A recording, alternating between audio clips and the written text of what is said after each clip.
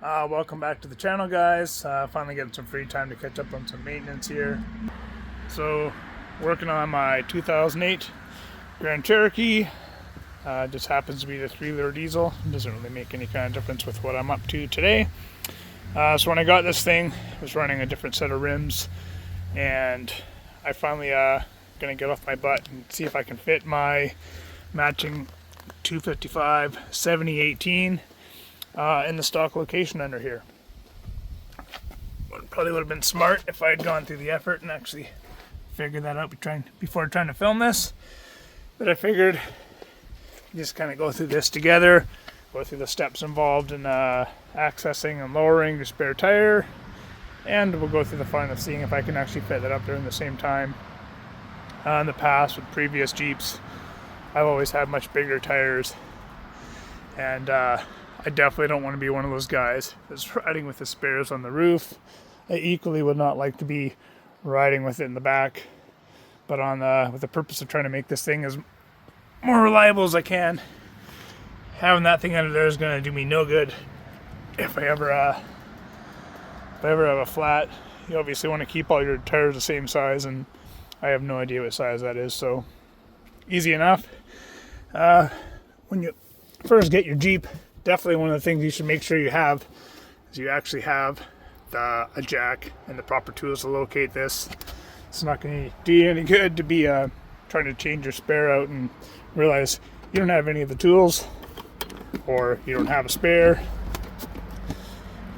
So inside this back cover here, you've got this little access tab, and that's that. That's basically your little keyway you're going to hook up your kit to. Pull out your tools, and yeah, you're going to assemble the tools with that, spin that essentially, which is going to lower the little winch mechanism, lower that rim to the ground, and out it comes. And it'll make more sense when I've got two hands free, and we'll go from there.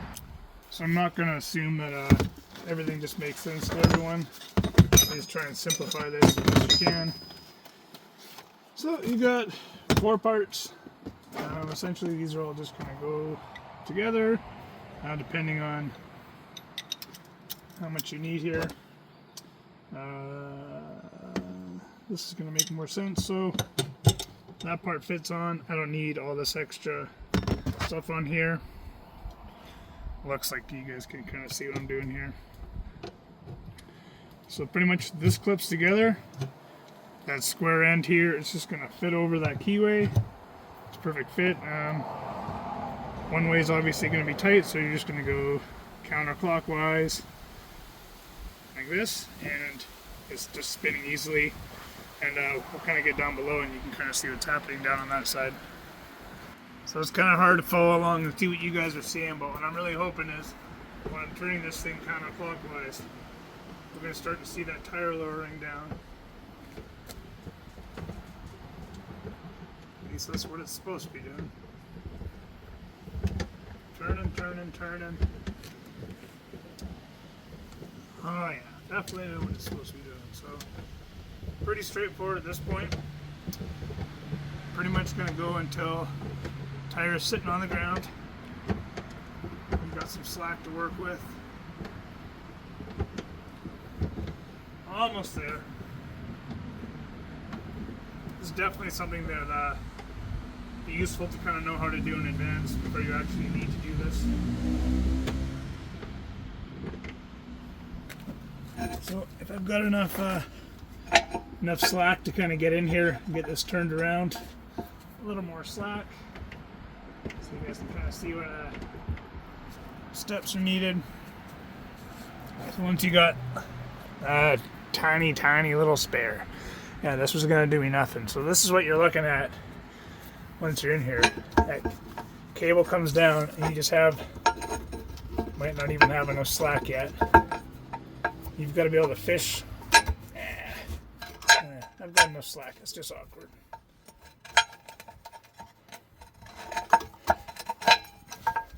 Well, that's going to come out. Basically, that's what's lifting up and down, holding your rim.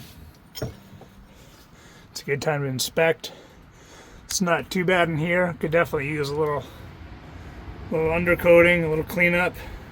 Probably not going to get that to that today, but it seems like you got a lot of room for something a little bigger. But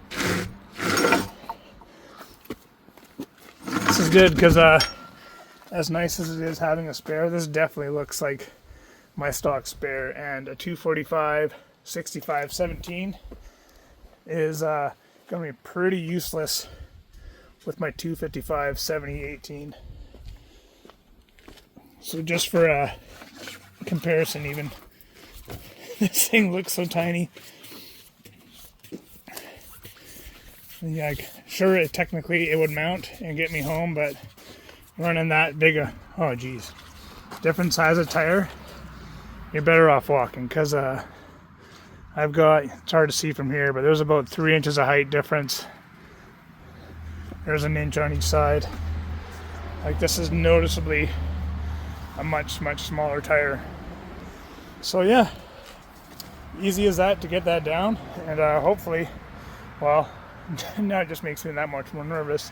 Is that actually going to fit in there? But as far as getting it out, pretty straightforward. If you were just not worrying about swapping in something bigger, it was that easy to get your spare down, and it's literally just going to be the reverse. You're going to feed this little guy back into that center cap opening of your rim, and basically just clockwise wind that up, and it's just going to suck your tire up tight, put everything away, and hopefully you're back on the road again, and that's all you got to worry about in your day. As for us though, we're going to see if we can get that bigger tire in there, and if not, then I guess I'm going to be forced to come up with a plan B. I don't know, maybe I'll get like a rear mounted tire hitch thing or something else. I'm definitely not putting it on the roof, and putting that in the back here just kind of eliminates any of the storage this thing's actually good for. Oh, one more thing worth doing while you're at this point.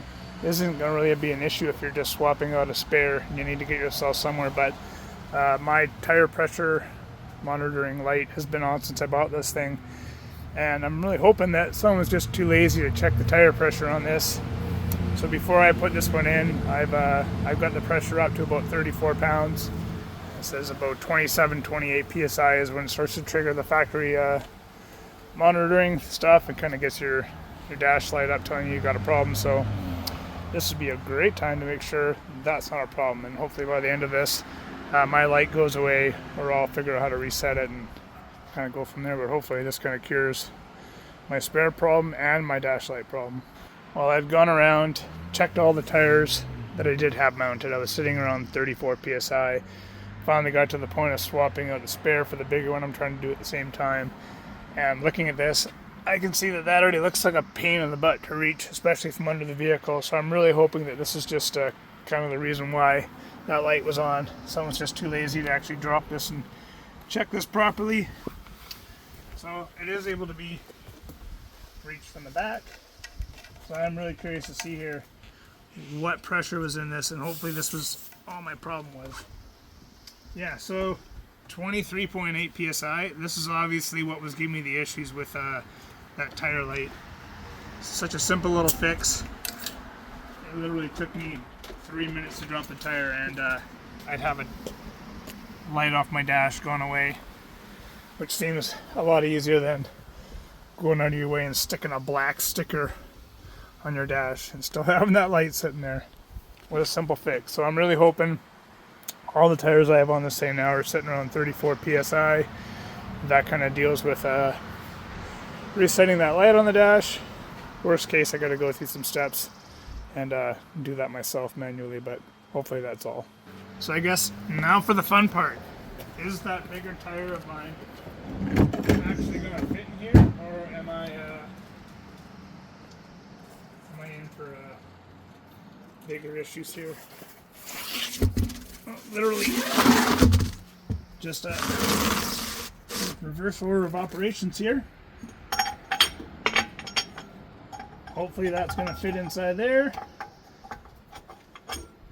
Nice. So literally as simple as that. back up on top here, and I'm doing this thing clockwise. Hopefully I'm going to start to see that tire come off the ground. Even more, hopefully, it's just going to snugly squeeze up into place, and I'm going to have just enough room. So that'd be the perfect world here.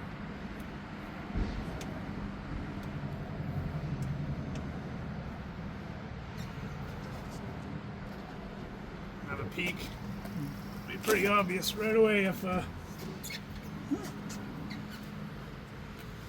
I'm hopeful. I'm hopeful.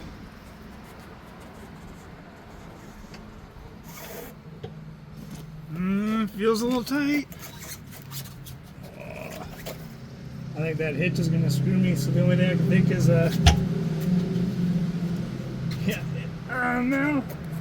Definitely seems like the back of that hitch is hitting on this side, and if I get on the other side, it's gonna give me issues too, so yeah. That kinda sucks. Maybe it's not gonna fit. Or maybe I'm gonna have to let some pressure out of it and squeeze it up in there and put air in it.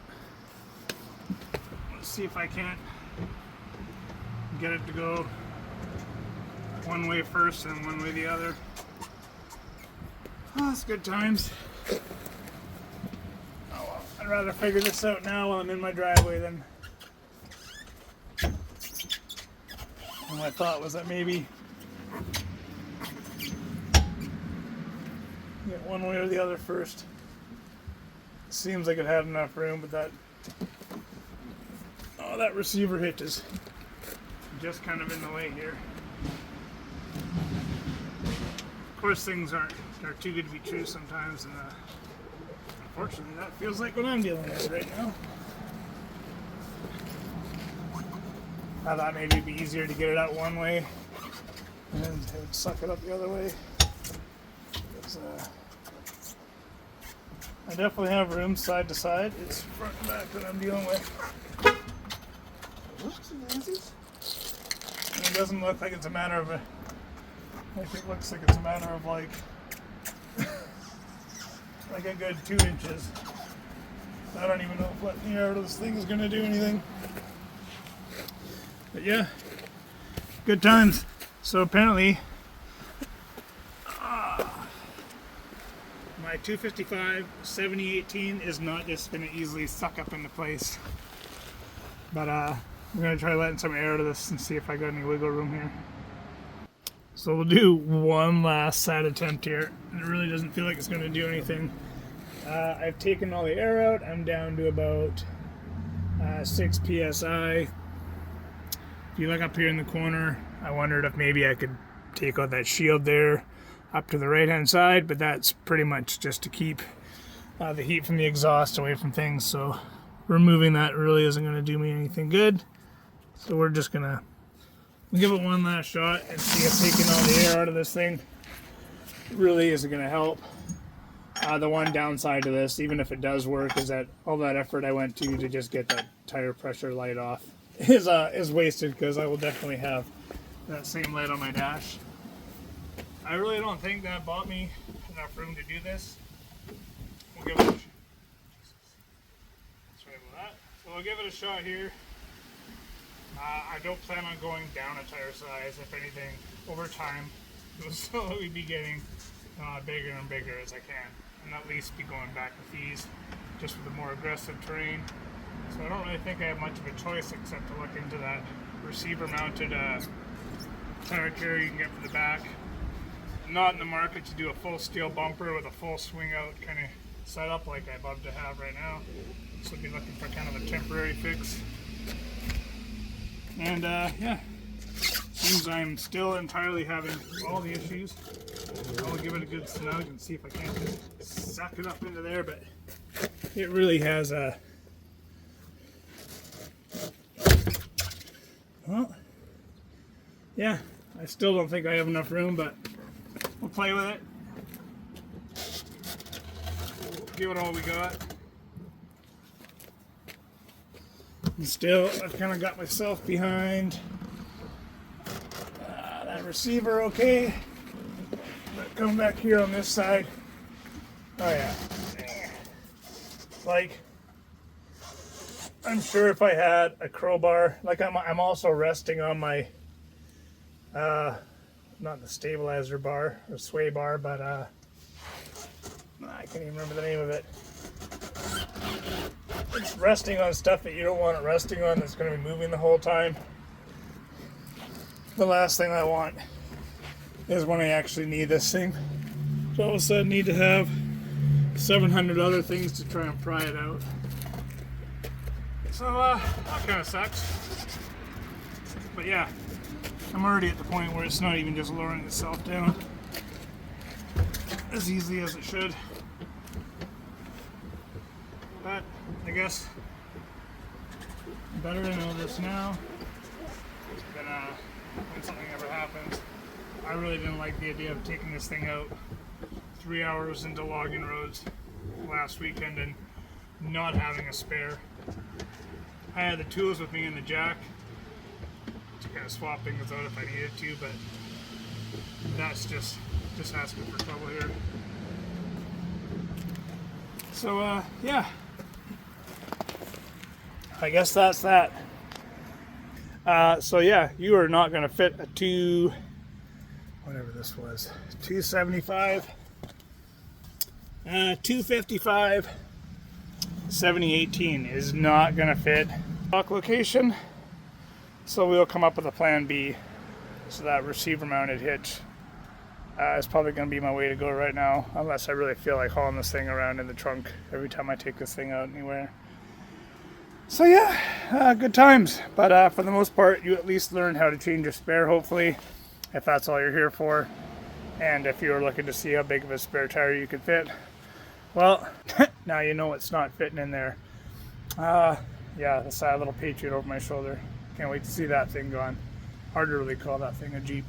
Anyways, sidetracked. Yeah, thanks for hanging out and figuring this out with me. Unfortunately, it didn't quite go as planned, but well, I'll report back when we get that receiver mounted thing set up, or better set up, so you guys can kind of see which way I went with things. Good times, good times, good times. But yeah, I guess until next time, there we go. Thanks for hanging out, guys.